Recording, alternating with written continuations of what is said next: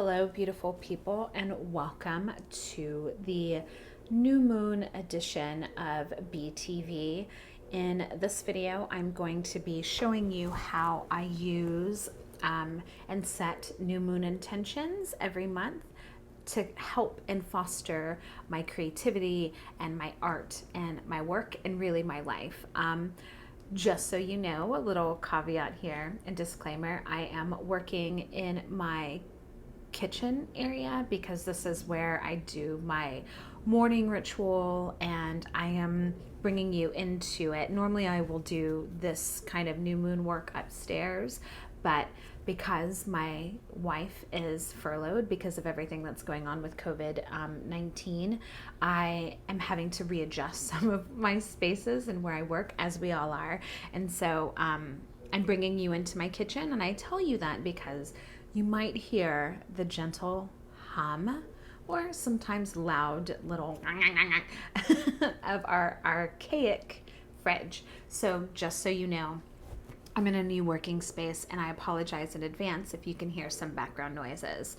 But today I'm really excited to share with you my process. I know everybody has their own new moon ritual, and if you don't, this is a really great place to start because I kind of feel like it's a baseline, and I think this is really going to be helpful for creatives, healers, light workers, artists, writers, performers, because that's really the focus and the center of where my new moon intentions kind of sit and blossom from.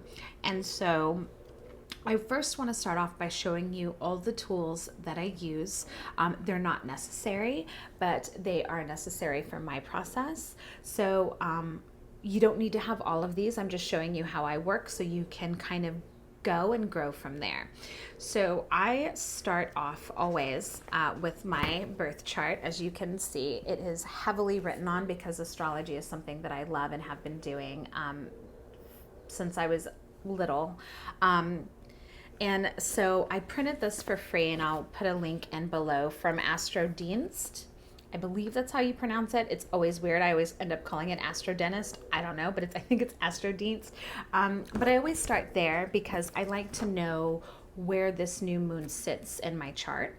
And for me, my new moon, as you can see, it's a new moon in Taurus, which my father is a Taurus and my wife is a Taurus, and I have Taurian friends. Like, I really can't get away from Tauruses. As you can see on my birth chart, Taurus sits in my 10th house, and you can see kind of, you can see where I've put in kind of the theme of what each house is, so I can remember as I go into my new moon intention. So the theme for this month for me is, what can I be? And that's really interesting because that's all the energy and kind of like the spirit of what I've been kind of playing with and going back and forth with and reemerging as.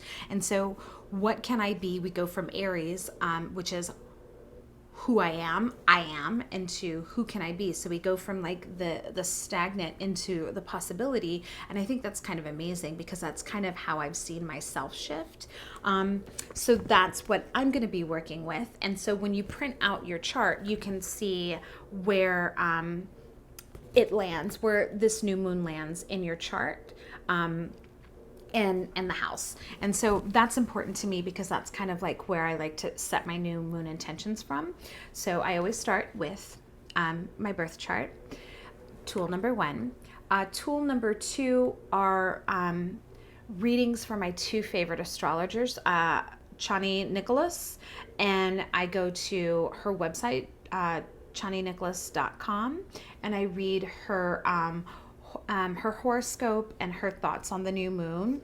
But then I turn to probably my favorite astrologer, Dana Gerdhart, and I'm so sorry, Dana, if I mispronounced your name, but I love you so much. You know it. I've been in your inbox all the time.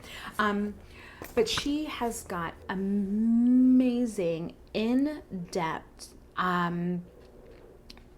writings and essays on each sign, each planet, each house, and they're so in depth and rich and come from a place in astrology that I never even thought of myself. Like her way of connecting real life with the heavens and myth and symbols is just, it blows my mind. And I find so much value in her work.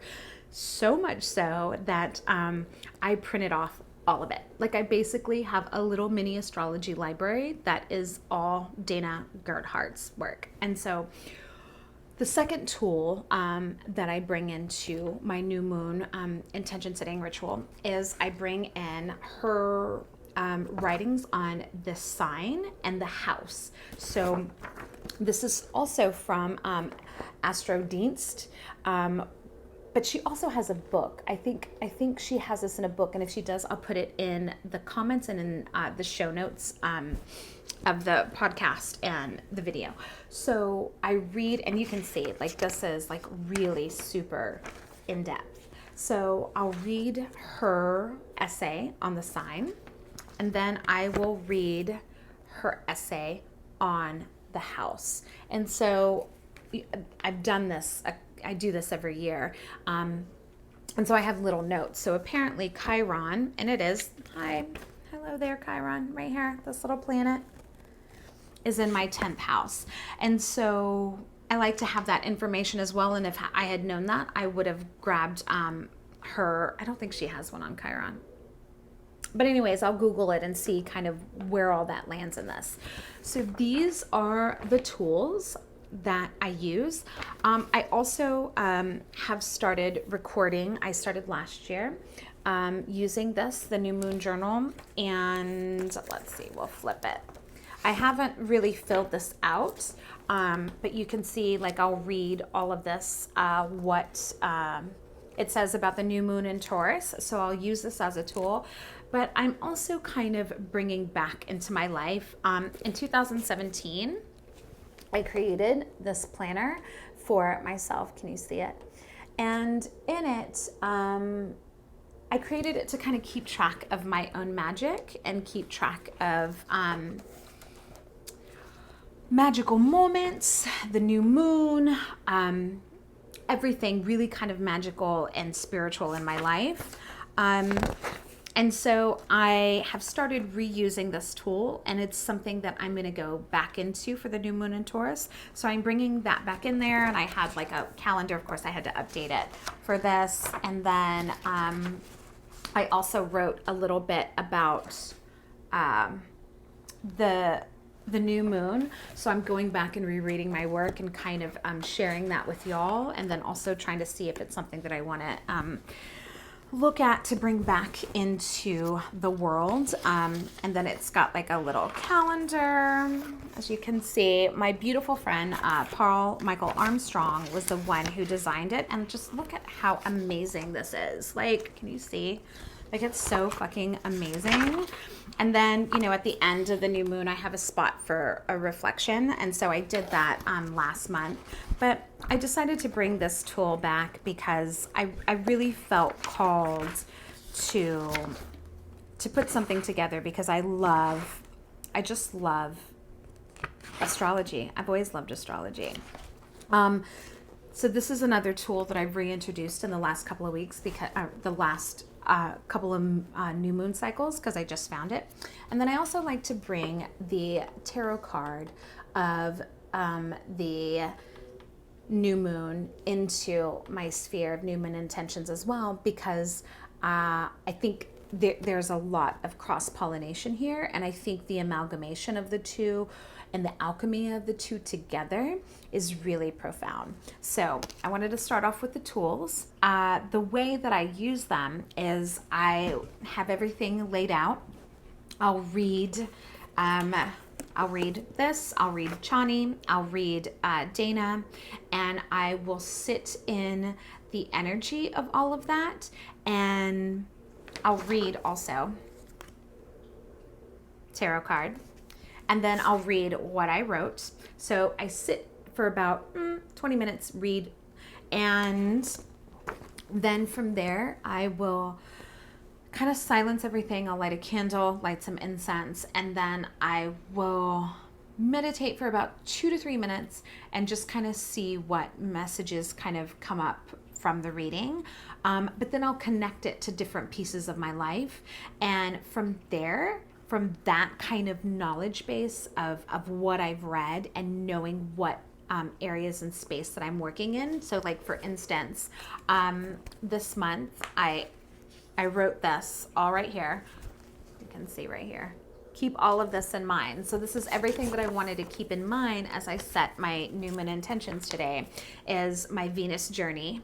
Venus is getting ready to go into retrograde. Ace of Swords, it was a card that I pulled earlier this week. Spiritual activism, which is something that I've been really, really called to look into and explore in myself.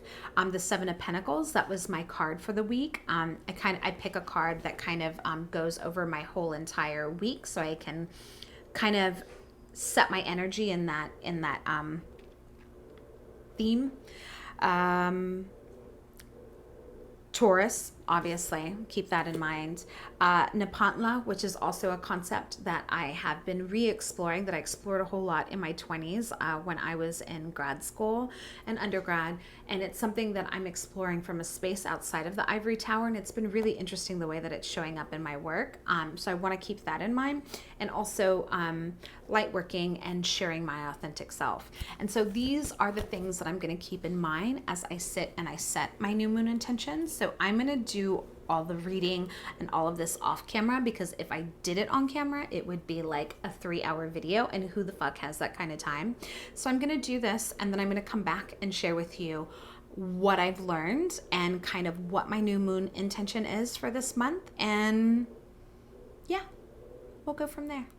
So I am back after literally about 2 hours of reading and digesting the what of where this new moon falls, and kind of the how I want to incorporate what I learned into my new moon intentions and furthering this space that I'm in. A few things that I wanted to share with you that kind of keyed me into all of this. Astrology is a tool to help us better understand ourselves and a blueprint of ourselves. And that's really how I use working with the new moon. I try to use it as a way to better understand where I am, what I was born with, and how I can bring this into my life. So I really want to share this with you, coming from a place of how can you integrate this tool to know more about yourself and about your creativity and how that creativity is going to be expressed. So I just kind of want to wrap up everything and give you kind of an insight into what my intentions are for this month.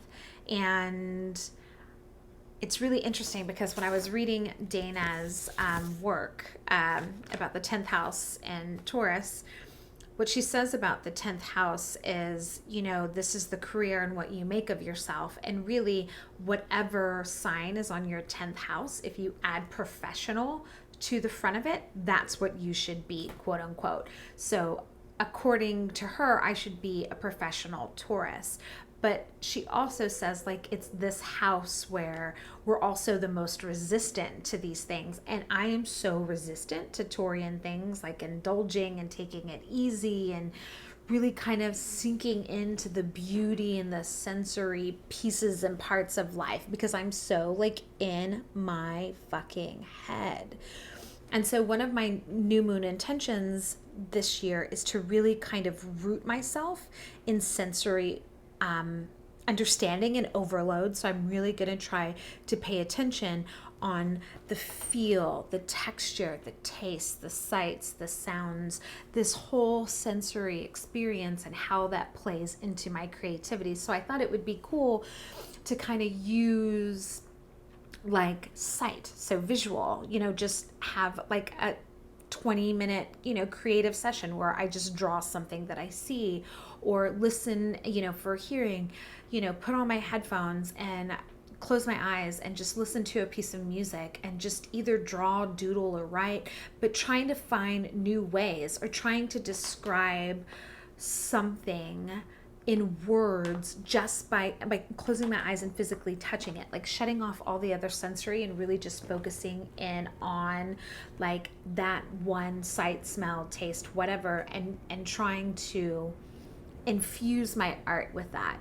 And so I just wanted to share that example with you of how I take all of this esoteric and metaphysical and intangible things, and how, as a Capricorn, I take all of that and I bring it down into the earthy realm of creativity. And how can I use this? How can I use this tool to further me as a creative, as a human, as a healer, as everything that I am, all the multiple complexities that I am. And so I really want to encourage you to use this time, use whatever new moon you're watching this in, to really kind of dig into that center and really start to see your birth chart as the blueprint and amazing tool that it is. And I love astrology and birth chart so much, like it's a passion, that I think I might share some things about how I use my birth chart and explain a little bit more later on down the road. It's a passion project for me. It's just a love and a passion.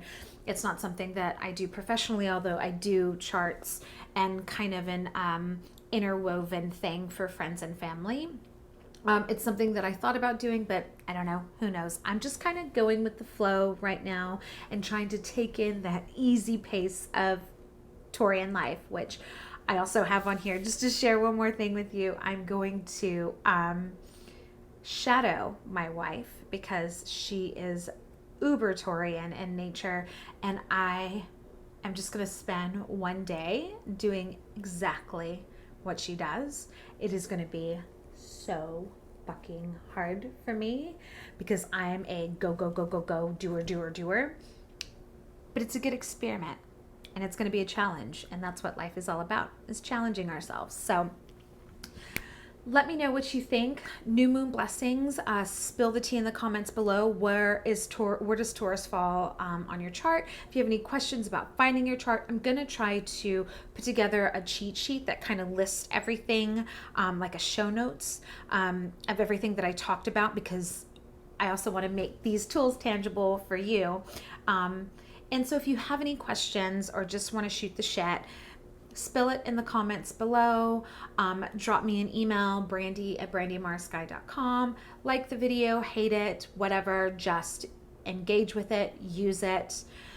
And I'm sending you so much ease, beauty, and love, and healing, and rootedness in this crazy COVID space. May we all bring an extra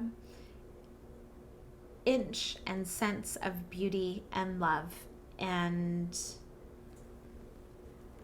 sensory into our lives. Bye.